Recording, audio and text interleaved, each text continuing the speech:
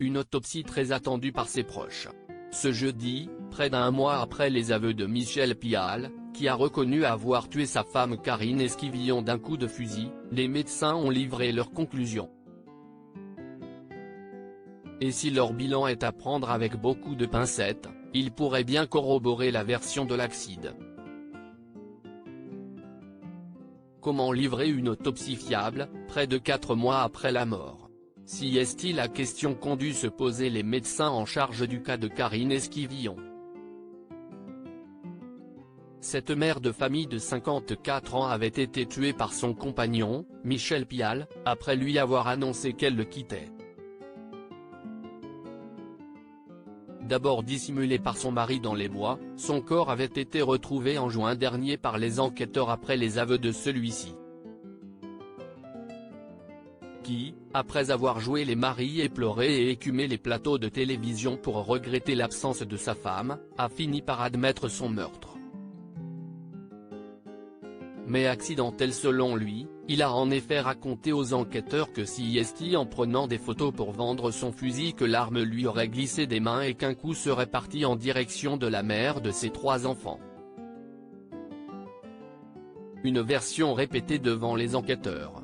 Et qui correspondrait plutôt à l'autopsie dont les conclusions viennent de tomber selon BFM Télévision. En effet, ils auraient retrouvé une seule balle dans le thorax, ce qui ne contredit pas la version de son mari selon eux.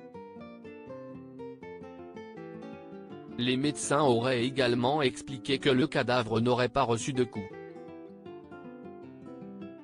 Sauf qu'au vu de l'état du corps, ces conclusions seraient selon eux à prendre avec beaucoup de précautions. Invraisemblable pour ses enfants de toute façon, pour la famille, pas question même d'imaginer la thèse de l'accident. Cette autopsie ne firme pas la version de Michel Pial, mais elle ne la confirme pas non plus, ont réagi les avocats des 5 enfants de Karine Esquivillon, de son née d'une union précédente, qui ont également qualifié sa version d'invraisemblable. Pour ces derniers, la dissimulation du corps de leur mère et la mise en scène de Michel Pial, qui avait été jusqu'à envoyer des textos à sa fille cadette avec le portable de la quinquagénaire, est insupportable. On espère qu'il ne ressorte jamais de prison, ne revoie à jamais la lumière du jour, qu'il ne puisse jamais refaire de mal à une femme, avait réagi sa fille aînée Eva Louise lors d'une interview pendant laquelle, choquée, elle avait décrit son père comme un maniaque du contrôle, un pervers et un mythomane.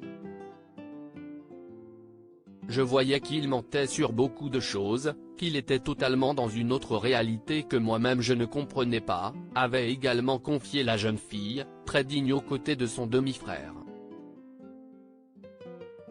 Désormais, c'est au magistrat de faire le jour sur ce qui s'est vraiment passé.